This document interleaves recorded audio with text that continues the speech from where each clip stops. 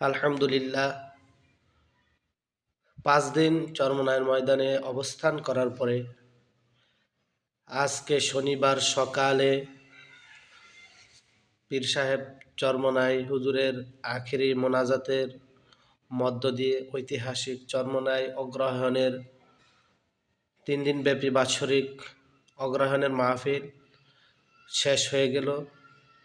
লক্ষ লক্ষ মুসল্লিদের আমিন আমিন ধ্বনিতে মুখরিত ছিল চরমোনাই পুরো ময়দান। কান্নার ভেসে গেল অনেকের জীবনের মোড়।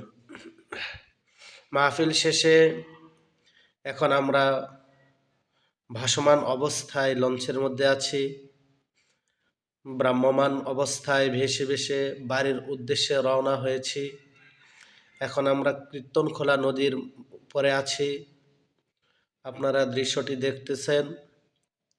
সকলে আমাদের জন্য দোয়া করবেন যাতে করে আল্লাহ তাআলা আমাদেরকে সহি সালামতে আমাদের গন্তব্যস্থলে পৌঁছে দেয়।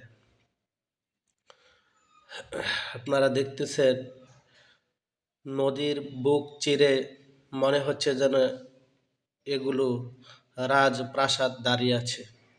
আসলে এগুলো কোনো রাজপ্রাসাদ নয়, এগুলো হচ্ছে লোহার তৈরি জাহাজ, লঞ্চ। এক একটা লঞ্চ অনেক বড়। প্রতি বছর মাহফিল আসলে আর চরমোনাইয়ের দিকে তাকাইলে মনে হয় যেন নদীর মধ্যে কেমন করে জানি ভ্রাম্যমান রাজপ্রাসাদগুলো দাঁড়িয়ে আছে। সবকিছুই আল্লাহ তাআলার কুদরত এবং রহমত।